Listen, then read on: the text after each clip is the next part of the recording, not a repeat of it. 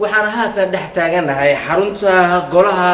aqoon-yahanada iyo culimada ee qurba joogta oo maanta lagu qabtay kulan aan u ballaaran oo ay ka soo qayb galeen xubnaha kala duwan ee Soomaalida ee ku dhaqan dalkan Ingiriiska gaar ahaan magaalada London iyadoo markaasina kulankaasi lagu macsuumay wasiirka jaaliyadaha dowladda federaalka ee Soomaaliya oo dhawaanaha socdaalo kala duwan ku mariyay wadamadan Yurub laguna magacaabo Cabdullaahi Axmed Asari anu waxaan qabaa xaaladda Soomaaliya laba waxyaalood loo qasay midu waa diin midna waa siyaasad xukum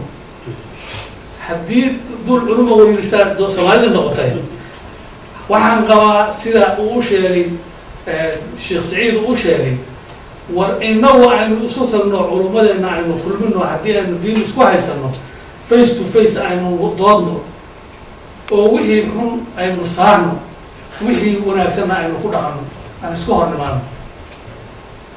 aynu isu tagno annaga Soomaalida culumadeena isu geeyno dadka yeena mudirin siyaasadda haddii la rabana war siyaasaddu mucaarada u baahanta oo hadday iinkan mucaarada ayna lahayn waaba isdhiganaysaa dowladda laakiin mucaaradka waxaa la doonayaa in la yidhahdo wasiir hebel waxaasaad samaysa madaxweyne waxaasaad samaysa ra-iisul wasaare waxaasaad samaysa baarlamaantariga waxaad samaysa agaasimaha guud sidaa weeye safiir hebel sidaa weeye dad haad baan ku lahaa meel aan joogay meelaha qaarkood oo safaarada ka jiraan waxaa ka fiican jaaliyooyinka qaarkood aan safaarad lahayn sida Greek oo kale sida meesha la yiraahdo South Africa oo kale safaarada waxaa jira koorarka qaba oo mataqaana dadkoodii mataqaana iyaga lagu dhibaataynayo meeshay joogaan oo dawladda lagu dhibaataynayo oo aan yac oranayn oo aan u sheegaynin oo sidaan ku habboon ama aan gaarsiinayn meel kale ee dawladda aan gaarsiinayn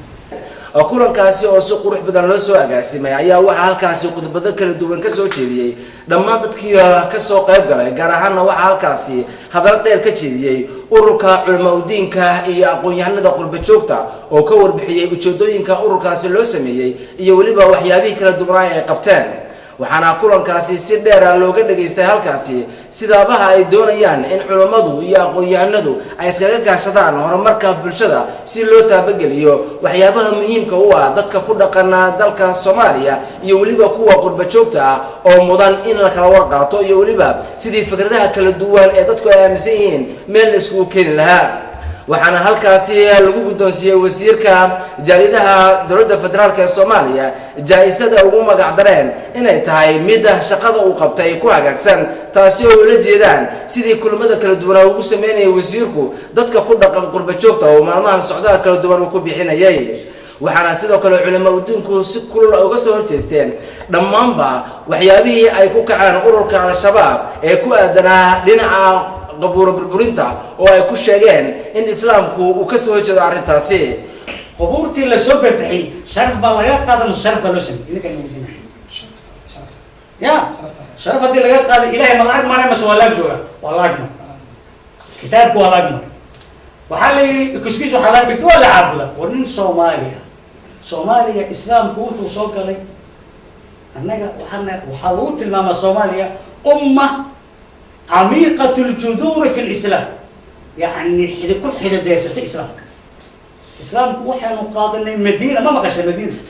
مدينة أنت وشنقل الإسلام أي مقاضنا معي أيضا الله حسبين أي مقاضنا والأمة